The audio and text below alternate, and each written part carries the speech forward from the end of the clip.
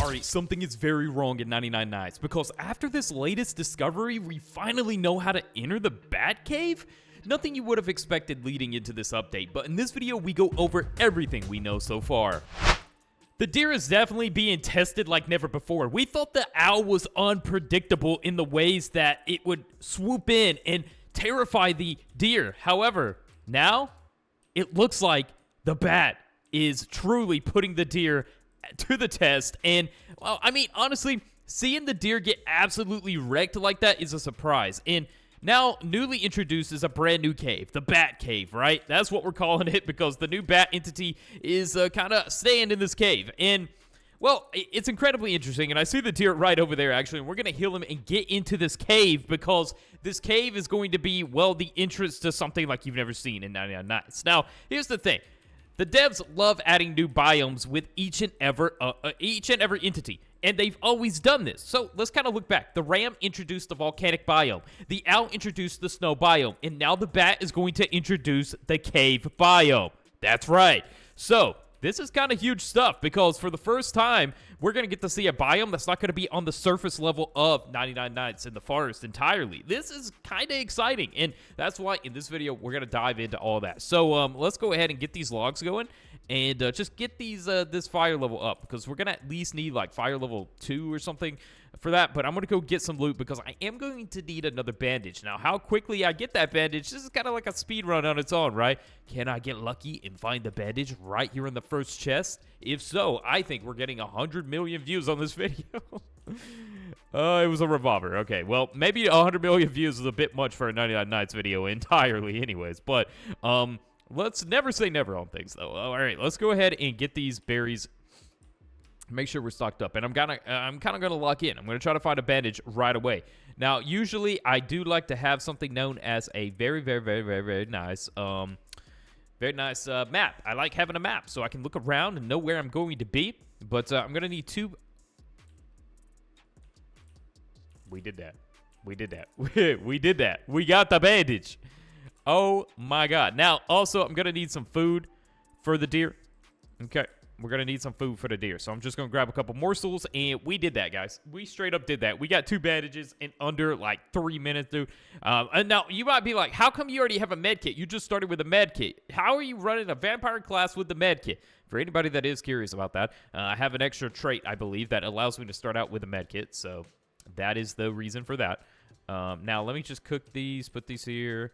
And what's this other one? It's a piece of coal. Nice approaching. All right, deer, I'm coming to heal you. Coming to heal you. There you go. There you go. Now he's going to get up a little bit. And now the next quest is to get him some food. Let's get him some food. We know the drill. We know the drill. All right. Nighttime. Look at the eyes peeking through by the bat itself. Something's still okay, here you go. Here's some food. Here's some food. You need more food. Okay. He's a bit of a hungry deer now. All right.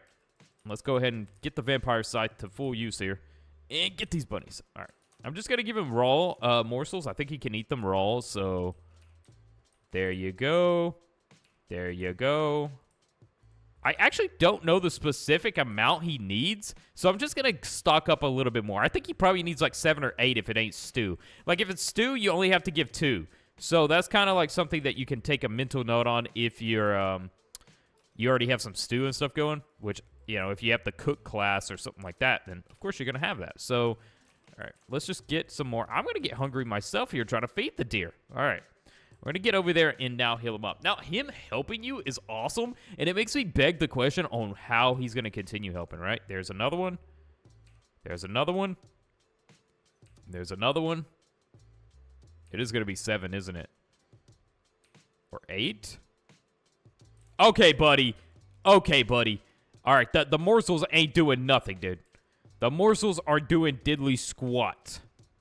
Holy moly, dude. I was not expecting him to eat that much. I would just do the stew method at this point, honestly, dude.